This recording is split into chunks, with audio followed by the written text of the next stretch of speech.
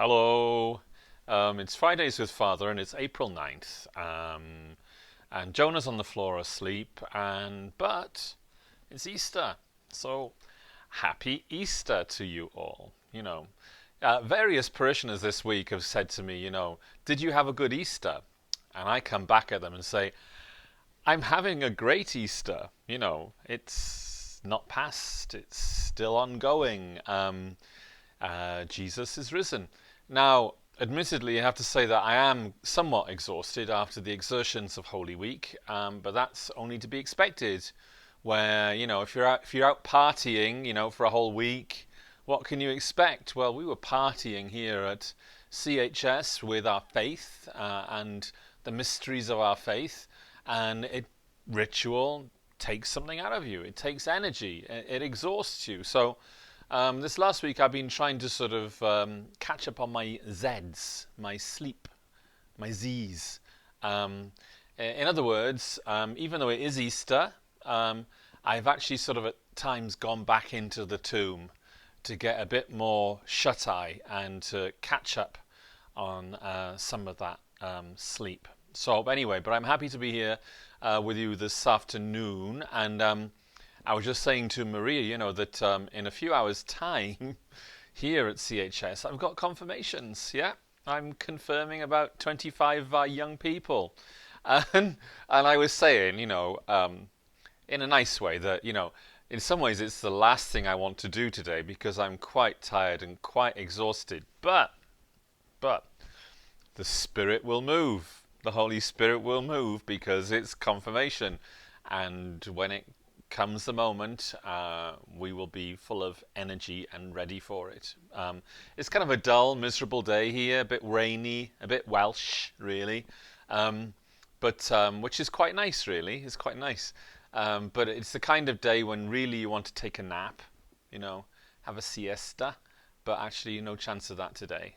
So we're getting ready for confirmation. Anyway, coming back to the most important thing of all, Easter. Yes, this is Easter. We are in Easter, what we call the octave of Easter, the 8 days or the full week of Easter, which the church designates. So what that means is that we take a longer time over the big feasts to allow it to sink in, to allow it to matter. So the church, for both Christmas and for Easter, has an octave celebration, 8 solemn days. So like 8 days of like being a Sunday. So when I said I'm still enjoying Easter, that's because we're still celebrating Easter Day today, until sort of, next Monday. That's what we do. And the church has always done that, really, with the wisdom of knowing that in order for us just to absorb, to think about, what's actually happening here, and we take more time to do it. So we spread it out. Now, back in the church's history, throughout the centuries, they used to have more feasts when they would make like an octave of it. So much so, it ended up that there were more octaves of celebration than there were regular days.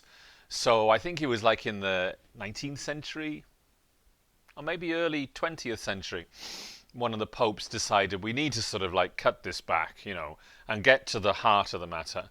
And so now we only have like octaves to celebrate Christmas, the birth of Jesus, the incarnation, and then Easter time, the Paschal mystery, passion, death, and resurrection of Jesus. 8 days, full week in order to absorb and celebrate. So the festivities are upon us, and Easter itself, the season of Easter, lasts 50 days. So there's a lot of celebrating to do, and you need to keep trying to keep up the momentum because we're celebrating the light of Christ who came into the world, and a light that cannot go out, and light that cannot be extinguished. So today I just wanted to then sort of like touch briefly on what we experienced last week in Holy Week and the Easter Triduum, the Holy Thursday, the Good Friday, and Holy Saturday, the Easter Vigil, what actually happened during those times. And I'm doing that deliberately to, in some ways, like unpick or unpack for us all how it affected us. Because I think it's important that we take time to think, well, what happened? How did it affect my heart, affect my faith? Do I believe any more than I did before? Those kind of things. And that's intentional because in the early church, when they initiated new members in the church, newly baptized members, they had a period which followed the initiation, and they called it, wait for it, mystagogia. Mystagogia. Long word, strange word, crazy word. But what it means is, mystagogia means interpreting mysteries, the interpretation of mysteries. And so this period now for the people who became, Catholic, Christian, during Holy Week here, they should now enter into a period of mystagogia. I'm not sure if our RCIA program does that. Hope it does. If it doesn't, then we'll start encouraging them to do that, to unpack. It's mystagogia. It's kind of like unearthing the treasures, really. The treasures which they've received, to start to unearth, unpack them in their lives, like unpacking your bags or that kind of stuff. So what actually happened, and so we had 3 days. We had Holy Thursday, Good Friday, and then we had Holy Saturday. You may have been there present, physically present, which is the best. If you were not, and you saw it, from the comfort of your own room at home, streamed, you can still do that. But, I suppose ask yourselves, as you are part of those 3 days, what were the bits that kind of touched you, made you think, moved you in some way, or helped you to reflect? What were the things that made the biggest impact? What was it about? What was it about Holy Thursday, for example? Was it the fact that this year there was no feet washing or hand washing or nothing like that? Or did you listen anew to that first reading from Exodus where the instructions for the Passover are given, very detailed fashion? Did you listen more carefully to that? Or was it the music, or the combination of that? What was the thing that made you focus? Did it make any impact on you at all, or not? And if not, why not? Or were you distracted? And what did that mean? All of these things help us to unearth, then moving to, Good Friday, the Liturgy of the Passion, what happened there? What happened? What did you see? What did you hear? What did you understand? What did you not understand? How did you feel about it? I know that one of my friends who tuned in, God bless her, from Wales, she was watching. She saw the whole Triduum at CHS in Wales, and she said about Good Friday. She said, I've heard about the stripping of the altars. She said, but you removed it completely. She said there was just the floor and you and nothing else. And she said, I was amazed. So that was her reaction. That she tuned in and the altar had gone. And that was intentional on my part. And I'll talk to you about that in a minute. The other thing she said about Good Friday to me was she was blown away by the men carrying that big heavy cross, for the veneration. She found that very, very powerful.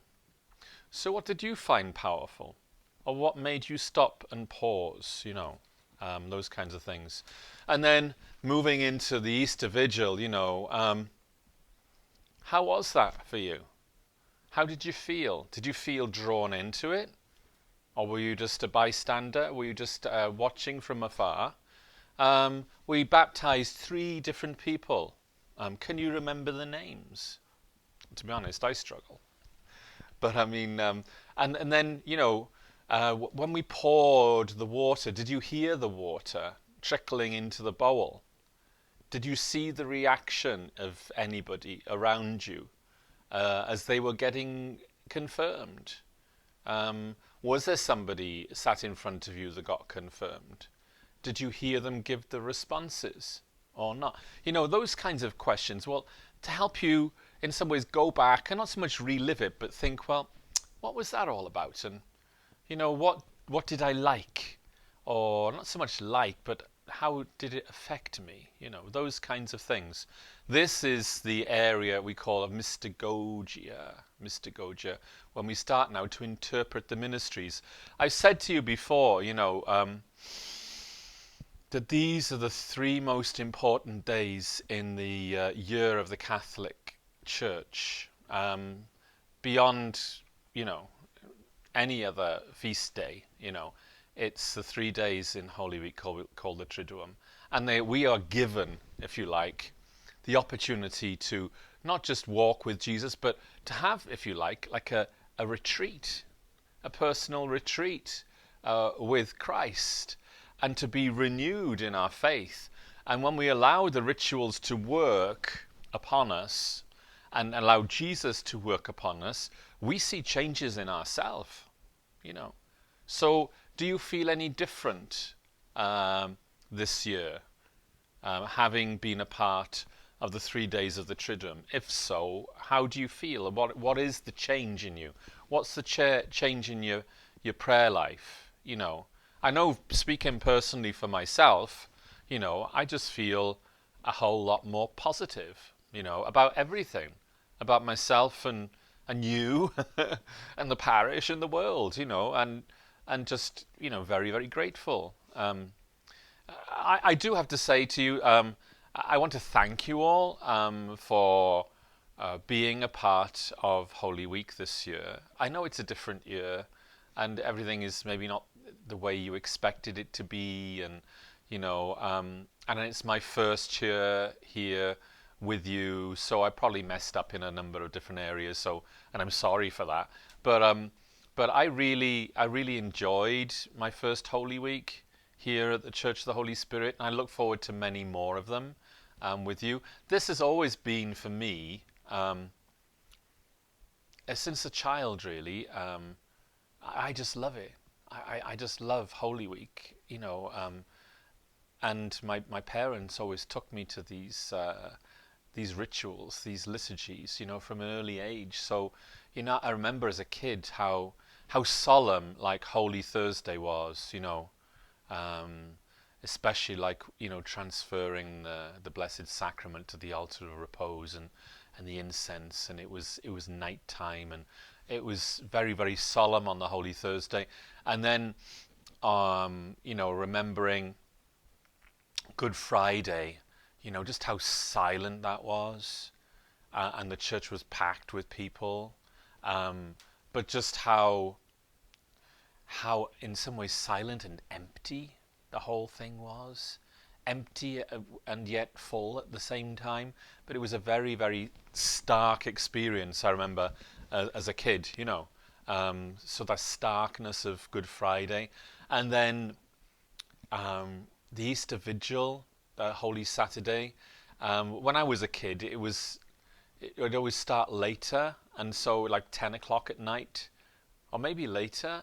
But my parents would make us have a sleep in the afternoon so that we would stay up for the vigil. And me and my brothers, we were all altar servers anyway, so we served all these different liturgies, these different services. But like the idea of having a nap in the afternoon and get up, it was magical, really.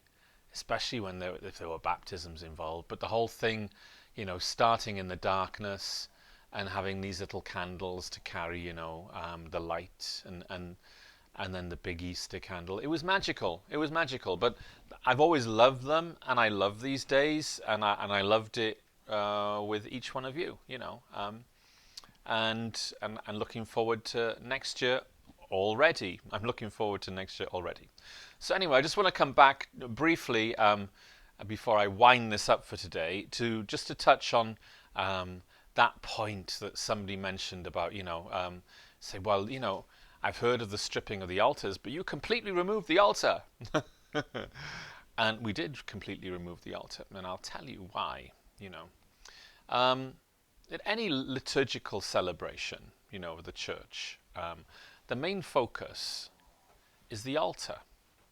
Jesus is reverenced as we reverence the altar. So when people go by, or they come and, like, the priest begins the Mass, he bows to the altar, right? Well, actually, the altar, as I've written about in the bulletin, symbolizes Jesus. And so we reverence him in the altar. And so the central focus for any liturgical celebration is the altar. We gather around the altar. And it is most especially on Holy Thursday, right?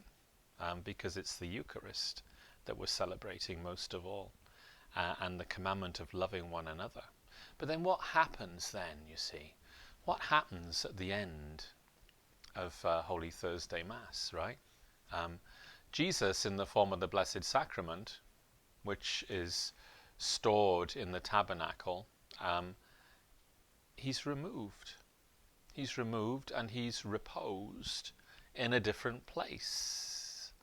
So his presence is intentionally removed. Why?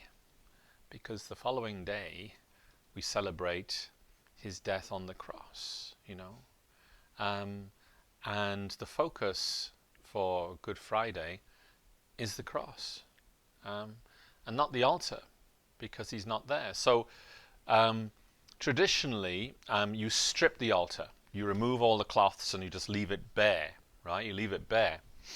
But we have a great advantage here at Church of the Holy Spirit, in that we don't have a fixed altar. Most altars you have in any church, wherever you go, they're kind of like glued or cemented to the floor, But at Church of the Holy Spirit, we had singular advantage of having an altar which can be moved. And so I thought to myself, let's make the impact of this day even stronger, and not just strip the altar, but remove it. Because on Good Friday, we have no use of the altar, and it's not the focus of that celebration, because it's not Mass. Okay, it's not. We get communion, but it's not Mass. But the focus on that day, because we're celebrating the death of Jesus, is in fact the cross, the one which we venerated. So that's why on Good Friday I took the daring decision to sort of say, let's just remove the altar and see what it does to people. What did you do? What did it do to you? Were you scandalized? You think, what have they done? Where have they put him? Which is good.